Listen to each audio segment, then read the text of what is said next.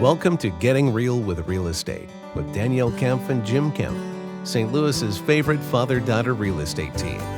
Your source of real estate information in the greater St. Louis area.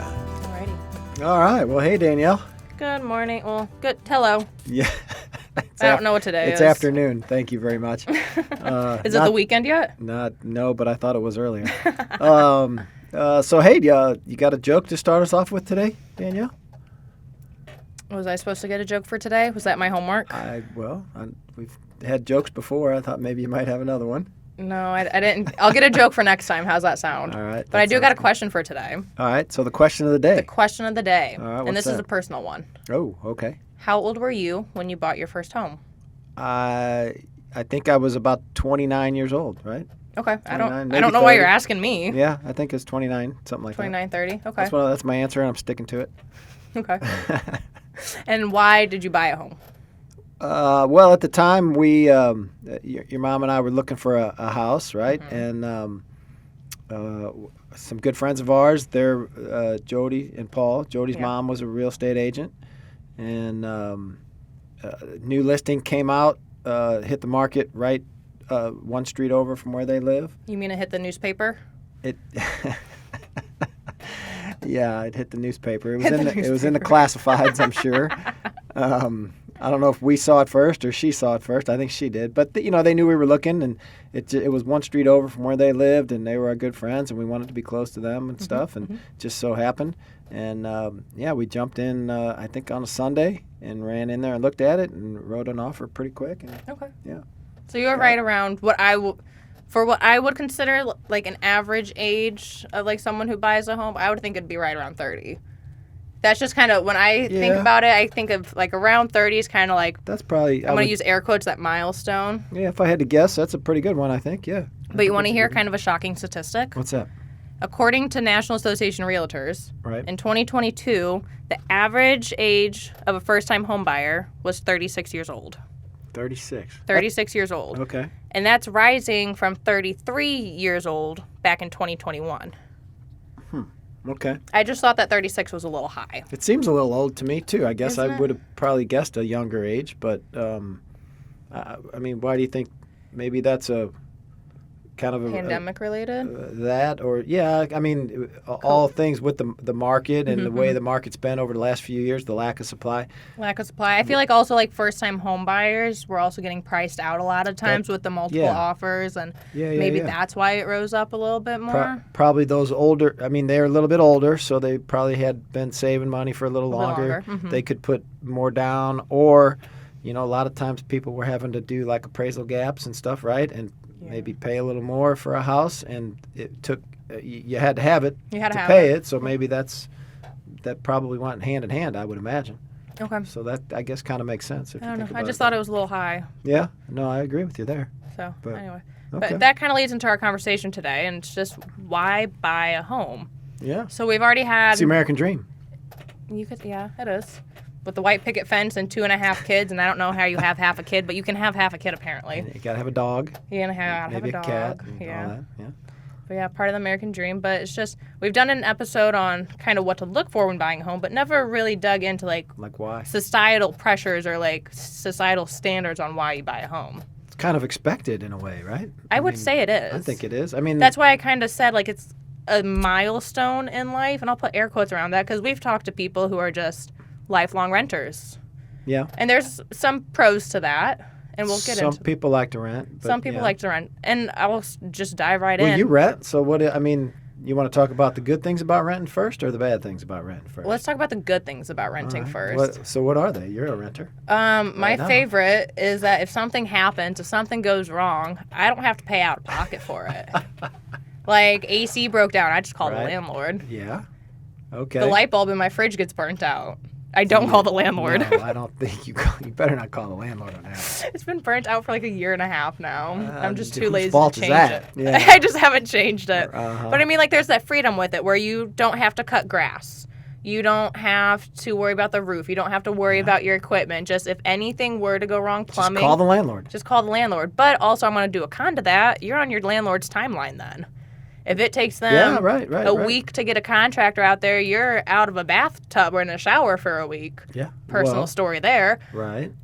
So, I mean, pro and con there. You don't have to pay out of pocket for any repairs, but you're also not on your own timeline to make repairs, to get repairs done. Yeah, I agree with you. You are at their mercy. Yeah. And, everything seems to break on Friday night, at least on my rentals. And it's hard to get. I mean, sometimes you just can't get people till a Monday or just can't get Tuesday. them. You know what I mean? It takes time to. Or they're booked You're up a just in few line. days in the Yeah. middle of the week, and then it's the next week or something like that. Yeah, I get you. So I mean, But also- it is nice to be able to just make a phone call and it gets fixed. Yeah. I get you. Yeah. That's a good one. Yeah, I that's mean, good I'd pro. like that. And I also like the freedom in it that you can lock up for a weekend and just go. So, like, you don't have to worry about if you're going on vacation, you don't have to worry about getting someone to cut your grass Oh, yeah. or get your mail or stopping mail or Yep. anything like that. You just lock up for the weekend and you Yeah. can go. That's okay. That's a good one. Yeah. Isn't it? I like to think so. Well, I mean, like, I don't take many vacations, so I don't really know how that works, but okay. yeah. But yeah, no, I think that's I think those are very good.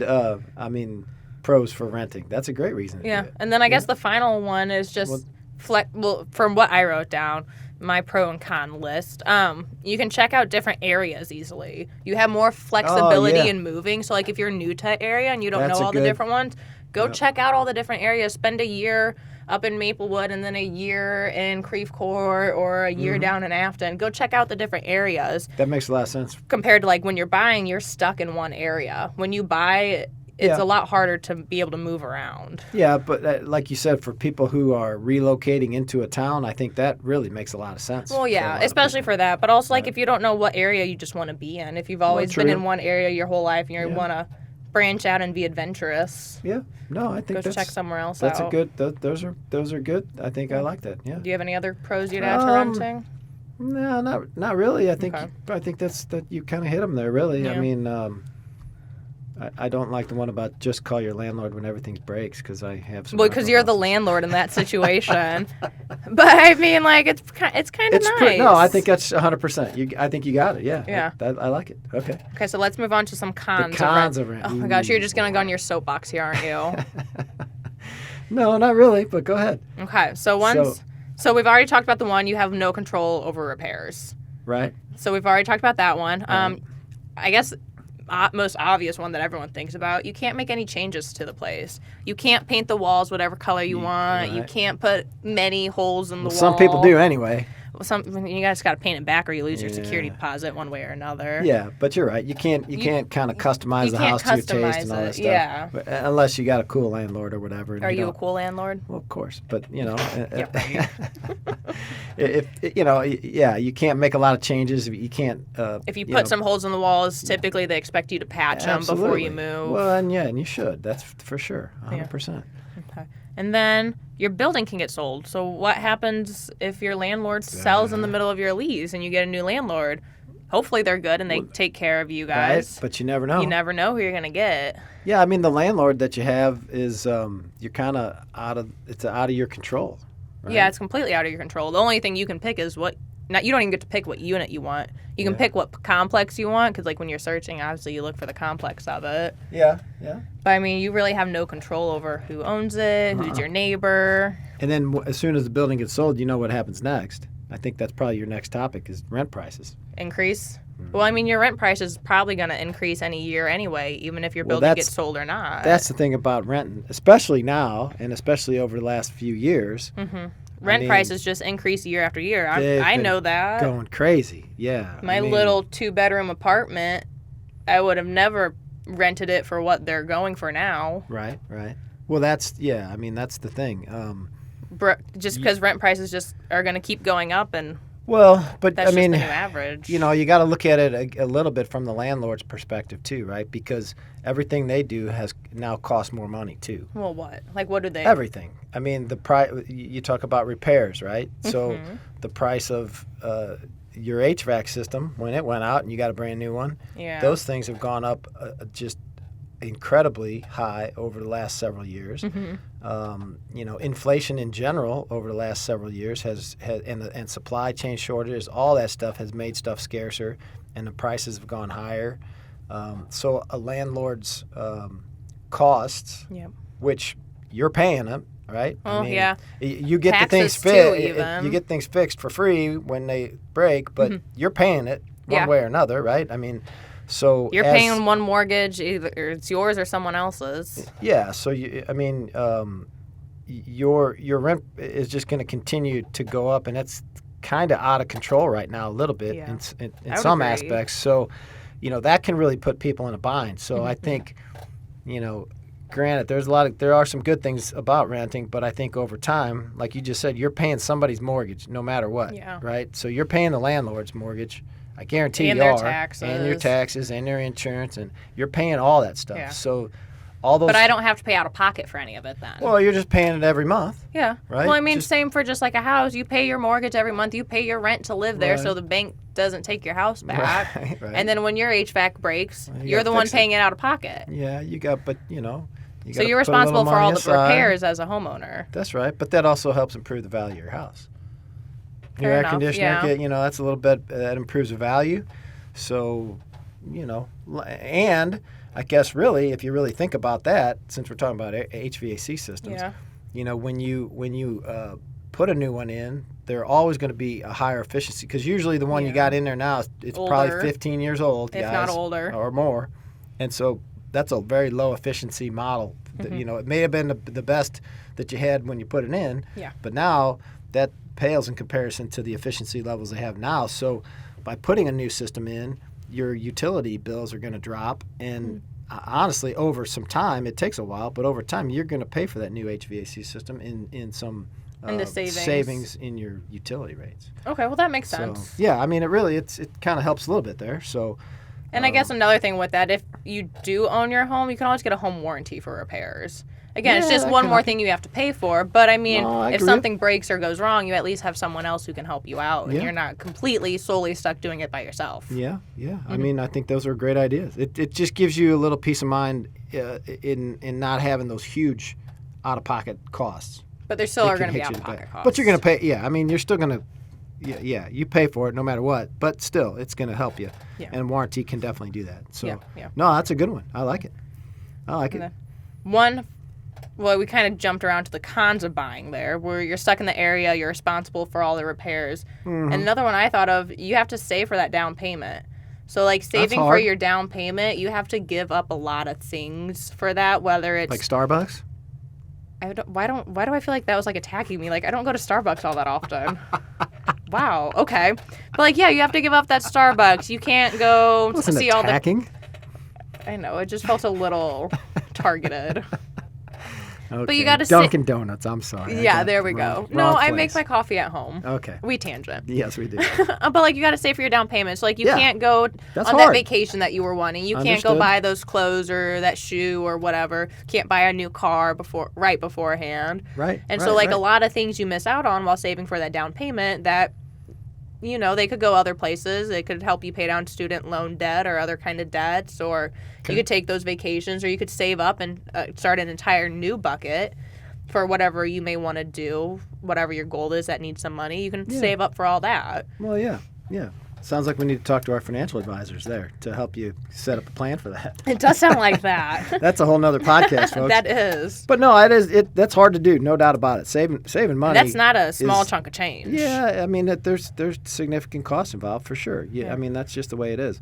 The market, again, they change over time, right? Mm-hmm. Right now, we're still in that seller's market, so it's tougher on buyers. You don't get those credits sometimes, like down payment, not down Yeah. payment credits, but like closing cost credits and Yeah, stuff. yeah. Those are tougher to get nowadays than they used to be. When I started, that was commonplace. Yeah, I remember that. Even like prior to, I'd say even maybe 5, 6 years ago when we had more of a balanced market. I think it was right before Before- COVID, really. Well, it was yeah. I mean, like 2018, 19, those kind of years, you were still able to negotiate a lot of that. credits for people that help to offset some of that down payment, Cost. issue there. But now you don't have that option. So, and again, that probably goes back to your statistic about, the buyers being older because they had, More they had down to payment. save. They Yeah. had more down payment to save to get in a house. So it took a little longer probably for some of them. And I have another statistic for you here. Okay. 40%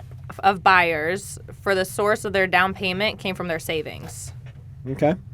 And then for repeat buyers, 38% of their proceeds, 38% of the savings came from proceeds of a primary sale. So that makes sense Yeah.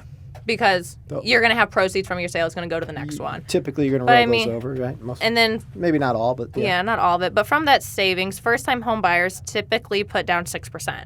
Okay. Which That's I feel not like a huge amount of money, but it's a lot. Yeah. I I mean, that's an average number, I would say, right Yeah. around there. Yeah, I'd say from what we see too, like with our buyers, that's probably about right. Yeah. Yeah, I'd say that's probably right. So I mean, you got to think about that one. Yeah. Getting ready to buy a home. But now let's Agree. get into the fun part. Let's talk about the pros of buying your home. Oh yeah. Okay. So Yeah. we could go on that forever. Yeah, I mean, you get to cut your own grass. You get to fertilize your own yard, have that nice, pretty green grass. Love it.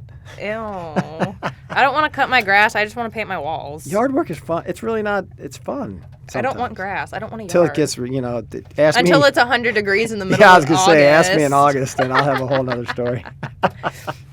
Anyway, you can do whatever you want to it. You get the stability Yeah. of it where If you you have want the to paint the walls security. black, you can. That's an inside joke, folks. But anyway, gosh. Yeah. But yeah, you can you get the change. secured. Knock oh, a wall you're right down. there. Knock a No. wall down. Rehab something. Make it. Move do the whatever you laundry wanna to the do. first floor. Yeah, that's all Add a good. pool. Do Yeah. whatever you want to do. Right on. Do some DIY projects. Okay. You get some stability. You get some security, knowing that like as long as you pay the Monthly. bank each month, Oh yeah, right. you right, get right. a home to live in. Well, sure. Your principal and interest payment's never going to change, folks. No, so never. you- yeah, 30, you're- well, I don't say never, but 30. Most people do a 30-year mortgage, Mm-hmm. right? So, if you do that 30-year mortgage, your principal and interest is going to stay the same for that The 30 entirety years. of So it. you're not going to have to worry about those rent increases. Now, yeah, there are some things you are going to have to. Your escrow is going your to change taxes, a little bit, but yeah, that's not. taxes and insurance too going to much, go up on maybe. you a little bit, but overall, you got that stability of that payment is great. Mm-hmm. I mean, I think it gives people a lot of peace of mind. Yeah. Honestly, right? Because the landlord can't raise your rent out to where you're like, God, I got to find another place. I can't afford to live here, Yeah, right? Because believe me, that's happening. To that's people. happening. Yeah, So, and I'm a oh, little that's a nervous good for one. that. I like it. Yeah, and you do get a little bit of benefit, not a ton of benefit, but you want to talk about the tax benefit you get from it? Oh, yeah, absolutely. That's a big benefit for folks, really. I It mean, is. now, again, I'm not an It's accountant. a little double-sided though. Well, it is a little bit. You're paying interest, right? So, and you're paying a lot of interest, but over time. But that interest, at least for most folks, and I'm not your accountant, so don't take this as accounting advice. But I mean, in most cases, that interest is tax deductible. So, it definitely is I mean, the government wants you to buy a house. Yeah, And it's a good kind of debt. it's a good thing. It's a good kind of debt. So paying some interest there is one thing. Paying interest on your credit cards is a whole nother. So the house, paying interest on your house, I mean, that's your home, that's your place to live. That's just part of the deal. Yeah. So, but yeah, I And think paying all that interest on it, it's going to help you build equity. that's the I long think run. that's 100% That's the biggest thing about it. That's the best thing that a home can Homeownership do has. is you're building equity, you're building net worth, Mm-hmm. and you're building for your future, right? And your children's if you want children, but just everyone's future. 100%. Oh yeah. Yeah. So talking about that, and I don't want to just ramble about too many numbers, but I did a little example for everybody, right? So Yeah. I took a $250,000 house. Pretty okay. average. Yeah, that's about average, probably. For a first-time home buyer. Yeah, Yeah. something like that, right? And I used a 10% down payment just because the math was easier, right? Mm-hmm. So that's $25,000. So you're financing $225,000. I looked on Bankrate.com today, and it said that the average 30-year mortgage today was a 6.75. That's April 4th is when we're doing this. So anyway, I ran a mortgage payment on that, and your principal and interest on that is $1,459.35. Okay, that's your P&I. It'll stay like that for the next 30 years, right? Yeah. And as long as you make those payments. But what is kind of amazing is if you look at, now granted, the first year, okay, I'll give you an example. The very first year, you make those 12 payments at $1,459. Now sounds like a lot, right? Yeah. And it kind of is. But over the 12 months, you'll pay down just under $2,400 in principal. Okay, you're going to end the year with a loan balance of $222,000, a little over that. And then usually with home prices, homes typically will appreciate, if you look back over history, 2 to 3% a year. Now, over the last couple of years, it's been crazy numbers, 8, 9, 10%. But if the price of that home or the value of that home increases 2% a year, that's gonna increase your value to $255,000. So after that year, you're gonna have $32,000, a little over $32,000 in equity in your home. Okay. Yeah. Now you've put 25 into it, so your net worth improved by $7,398 in 1 year. Doesn't sound like a whole lot. Doesn't sound like a whole lot, Doesn't but over sound a like a year, lot. $7,000 in a year, that's too shabby. Right, so that's 1 year, right? Mm-hmm. So if you do that, if you look and go like over 5 years, okay, by just paying that mortgage payment, Yep. your home will appreciate at that 2% to about $276,000. Okay. So about $25,000 higher than what you bought it for. Yeah, right. So 26 grand higher, right? Mm-hmm. You'll have $64,800 in equity, and that's just the difference between your loan balance and what the house is worth, Okay. right? But your net worth will improve by almost $40,000. And that's in 5 years. That's in 5 years. Wow. And if you go step that out to 15 years, your net worth will improve by $146,551. Right? Yeah. So that's tangible net worth, right? Now, again, yeah. you're paying on that house for 15 years, but you're building equity, right? And your family is going to be worth $146,000 more. Yeah. And then if you were to ever sell and you need to buy a new one, take the proceeds of that, Right. use it for your next one. At that point, at 15 years, you'll have $171,000, a little over $171,000 in equity in your home. So what could you do with that, right? Buy a bigger one, maybe. Yeah. Because you probably have to, because you might have some kids by then and blah, blah, blah. But you guys see where I'm going with that, right? So over time, and it's a long game, guys. I mean, when you're... You can't just buy a house and expect, that much equity in 2-3 years. Right. I mean, just because that's what we've been seeing since COVID, we've been seeing, Right. like Jim was saying, that 8%, 10% return. That's not sustainable. Right. So that's it. And, here, if home prices were to appreciate by 4% a year, it's even all that much better. I just did 2% a year. That's a measly, that's on the lower end of what the number probably should be, right? I would agree. And historically what it is. So, again, guys, it's just something to think about that I think that's got to be the biggest benefit to buying a home Would that totally you can ever agree. have is just the fact that it's going to help you and really, if you really think about this, that is one of the only savings accounts that some people ever have. Yeah. It's sad to say that, but Yeah. if you're not, again, we need to bring one of our financial advisor friends in We'll to get talk one. about that stuff. But, a lot of people don't know how to save money.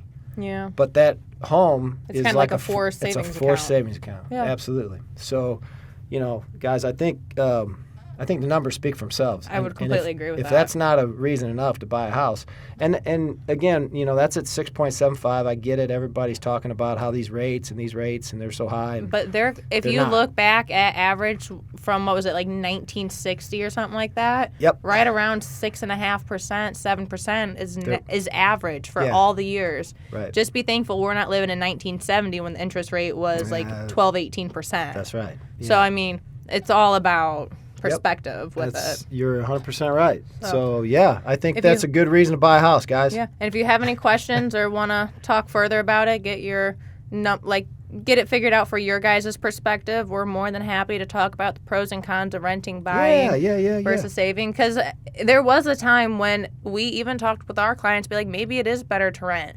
Oh, Back absolutely. in 2022, when it was multiple offers on every single house out there, we did have that conversation with We our told a few clients where we're clients like, maybe it is better to rent for another year than it would be to buy. Right. Yeah. Because So- at that time you were having to pay so much over list price on houses. That you saved that it money by just- renting, actually. You did in that case, right? In some of those cases, you Yeah. 100% did, and that's great. I mean, that's what those folks There's should have not done. a So we told- time. I feel like a lot of people, when I was talking about that milestone earlier in life, everyone thinks like you have to buy that home by I use the example 30. That was always Right. kind of the age in my head. By 30, I want to own a home by. Right. But I mean, that changes for everyone. Everyone's in different steps of their life, different stages and everything. Yeah, So- I think it depends on what your goals are. Yes, right? That's the exactly, your main thing. goals. So yeah, I mean, whatever your goals are, we would love to sit down with you guys and just chat and Mm-hmm. talk about your goals and how we can help you to Achieve achieve your it. goals. Right, and if it's real estate related, especially, we can help you. So, yeah, man, Give us a call. Give us We'll a call. talk We'd about love it. to talk. Absolutely, love it. All right. Have a good day, guys. See ya. You've been listening to Getting Real with Real Estate with the Kempf team. Have questions about real estate or something you'd like to discuss? Contact the Kempf team at 314-336-1926 or visit our Facebook page at facebook.com/the Kempf team. Don't want to miss any episodes? Follow us on your favorite podcast app or YouTube.